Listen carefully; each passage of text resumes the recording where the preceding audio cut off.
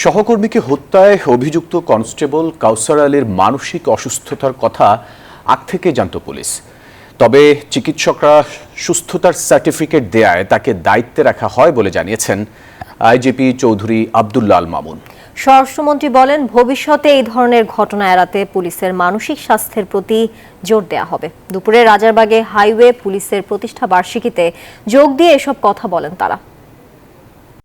বারিধারায় ফিলিস্তিন দূতাবাসের সামনে সহকর্মী মনিরুল হকের উপর কনস্টেবল কাউসার আলীর এমন গুলিবর্ষণের ঘটনার পর থেকেই পুলিশ সদস্যদের মানসিক সুস্থতা নিয়ে চলছে নানা আলোচনা। কাউসার আলী মানসিকভাবে অসুস্থ, পরিবার দাবি করলেও বিষয়টি অস্বীকার করে যাচ্ছিল পুলিশের বিভিন্ন পর্যায়ের কর্মকর্তারা। বিশ্বমানের থার্মিক্স রড, সালাম স্টিল থার্মিক্স, দেশের একমাত্র থার্মিক্স রড।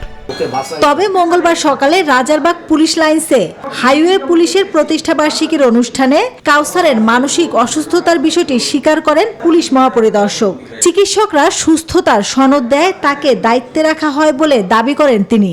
আমরা জেনেছি, জানার পরে যখন একজন ডাক্তার তাকে বলেছে যে সে ফুললি ফিট ফর জব, তখন আমরা তাকে কাজে নিয়োজিত করেছি। এরপরও আমার মনে হয় যে আমরা আরও তাদেরকে নিয়োজিত করার বিষয়ে আরও বেশি বোধহয় সতর্ক থাকব। অনুষ্ঠানে পুলিশের মানসিক স্বাস্থ্য নিয়ে সাংবাদিকদের প্রশ্নের উত্তর দেন স্বরাষ্ট্রমন্ত্রী আসাদুজ্জামান খান কামালও।